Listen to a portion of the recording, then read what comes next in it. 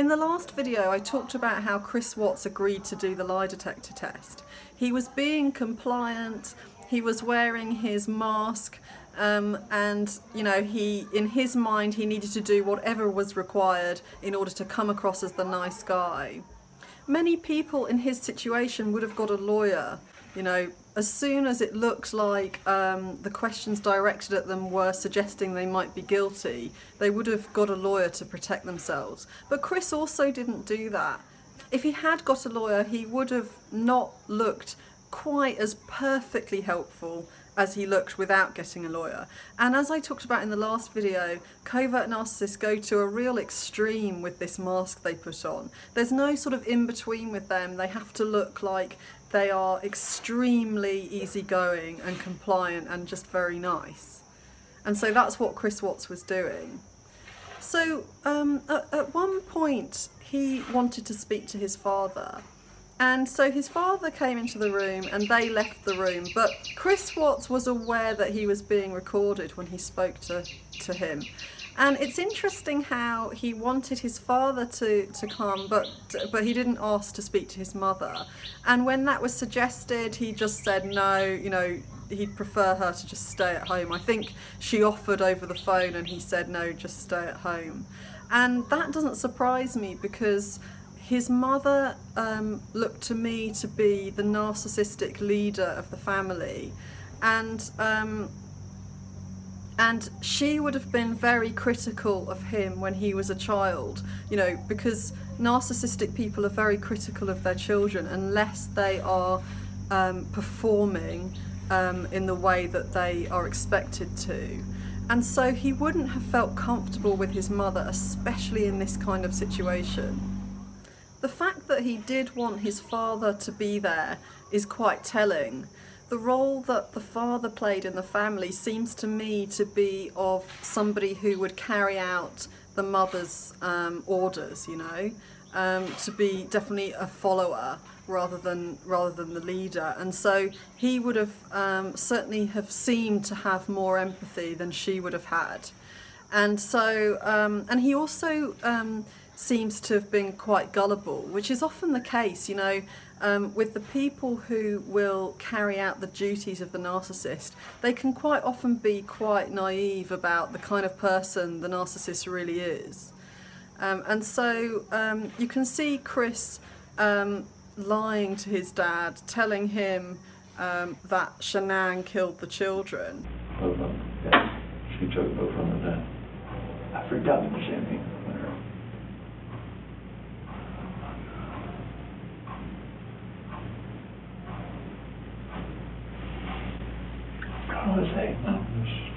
He lets his father believe that Shanann sent the text with the photo of the doll covered by the sheet on it, you know, and he lets his father really think the worst of Shanann. And what he's doing is also, it's also helping to keep alive the story within the family, you know, his parents and his sister, about how Shanann is crazy, you know. So he is sort of keeping that sort of rumour going, and he's making the most of it really to describe her as this crazy person. The way that he talks about Nicole Kessinger as, oh, she's, you know, having this rough time and all of that, again, that's him wanting to show himself as being a very caring person, not just to the detectives, but if this is ever released, the message will get across to her, you know, just how he protected her. Okay. So after the separation, after that dust settled, then you would have availability to go see Nikki. And you guys had talks like that? Yeah, I mean, like, she generally liked me. Okay. Please don't put her name out there in the news, though. She's been through enough in her lifetime. The worst feeling a narcissist can feel is shame. And they feel shame quite easily. That's why they can't handle any kind of criticism, you know. And a covert narcissist might pretend to handle that criticism, but deep down they feel a lot of resentment because of it. And so when Chris Watts was in court and his crimes were being talked about publicly, you know, on TV all over the world, this would have been utterly shameful and humiliating for him, because it's a narcissist's absolute worst nightmare. For a narcissist, shame is intolerable. That's why they can't handle criticism, and a covert narcissist might pretend to be able to handle criticism, but actually they keep, you know, an inner rage. They have a lot of resentment for ever being criticised. The plea deal happened as a result of Chris Watts's attorney approaching the prosecution and asking for it. And what that would have meant for him would be to avoid the shame and the humiliation of a trial, where, you know, everything came up and was discussed openly with the world. So when the details of what he's done is being made public, this would have been intolerable to Chris. And you can see the way that his whole body is out of his control. This is not guilt, it's shame. And when his parents stand up, his body reacts even more. You know, he's moving around in a way that he just can't control. And the reason he's behaving like this when his parents speak is because his whole life, this persona that he's been carrying around, is because of the atmosphere he grew up in. And so his parents would have been the first people to see this mask, you know. Obviously they most probably have never been aware that it is a mask, but the whole mask was created for his family, you know, for his mum and his dad. And so them being there while it's just completely falling apart, this mask, and his true self is being revealed, would be an absolutely horrendously painful experience for him. We can see him shedding a tear. It's interesting how he doesn't rub it away. You know, that's quite common when people really want people to see that they're crying, you know. So here he's hoping that empathy is going to come across. When Shanann's family are talking, you can see that he's bowing his head in shame, but I think he also wants to feign empathy and regret. He can't even look at his parents, you know, and even when his mother is talking about how much she forgives him and loves him, he can't meet her eyes because he doesn't have his mask on. You know, his mask has been destroyed now, and he doesn't feel that he's acceptable to her as he is. And that makes a lot of sense, because a narcissist doesn't feel loved. They haven't been emotionally supported, and they have to wear a mask in order to cope with that. I believe that what his mother is doing is inappropriate. You know, the victim impact statement is for victims to talk about how a crime has affected them. But she's focused on talking about her son and how much she loves her son and forgives him, rather than talking about the victims here, rather than talking about how deeply she misses them and so on.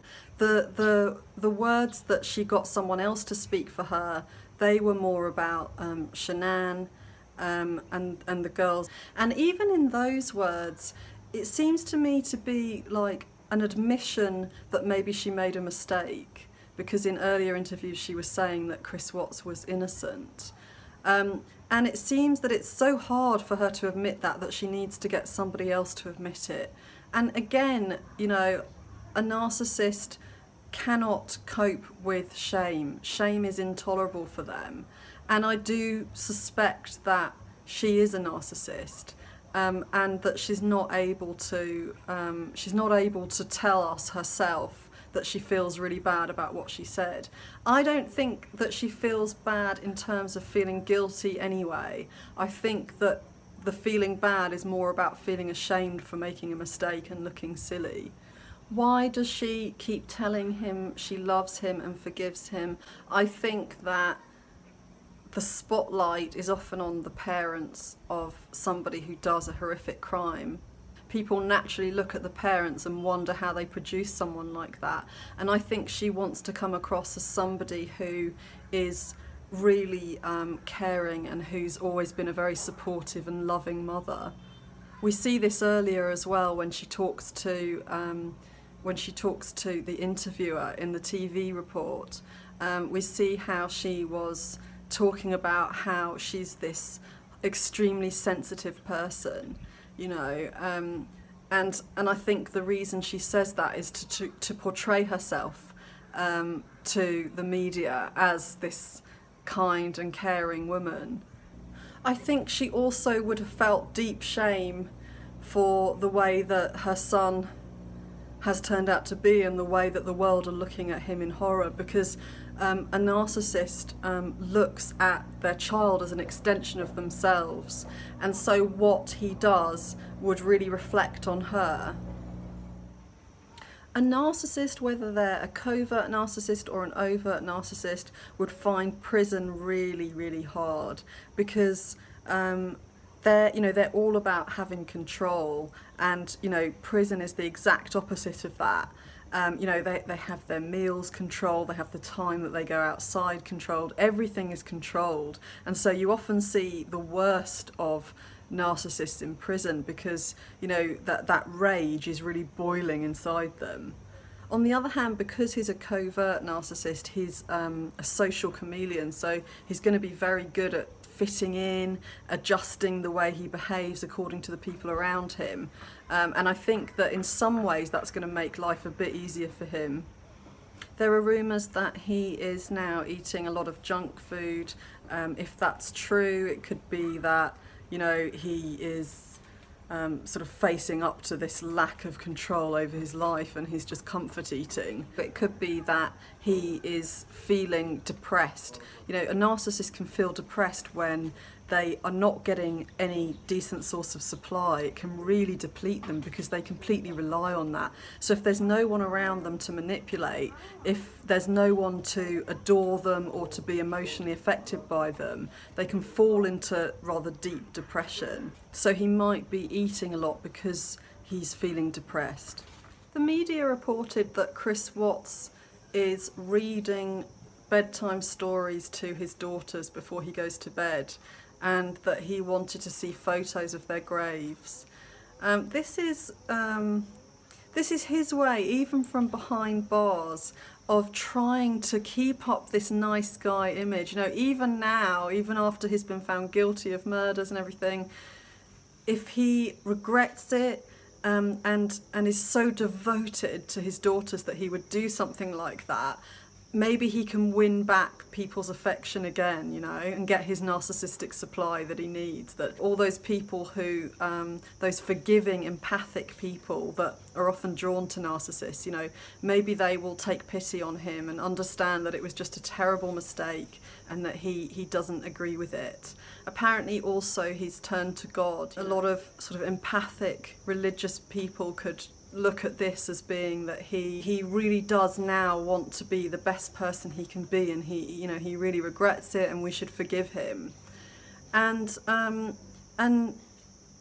believe that this is just about trying to manipulate people, trying to manipulate the public into seeing him as this really nice guy so that he can get his narcissistic supply. It's another example of really extreme behaviour of this nice guy. There's no middle ground for a covert narcissist because they don't relate to an empathic person, and so he has to think in his imagination, which often seems to represent more what you'd see in a film.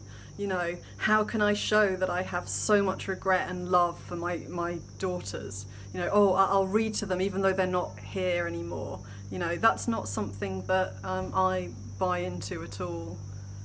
Sociopaths don't have fear or remorse about their actions, and so they don't fear the consequences and they don't learn from their mistakes. Therapy isn't effective either for a sociopath because they just see it as a game. If anything, it can make them worse, They have a lot of contempt for the therapist and they just play a role. And any initial improvement that's seen will never last. They'll always go back to how they were before. When those traits are seen in children, there is still hope. Something can be done. But when it comes to sociopaths, the results are just are terrible. In the next video, I'm going to talk about how Chris Watts has a fan club and why that is. So please put in the comment section any questions that you want me to answer about Chris Watts that relate to narcissism, because if I have enough questions that I can answer, I'm going to do a video where I answer those questions for you. And please subscribe.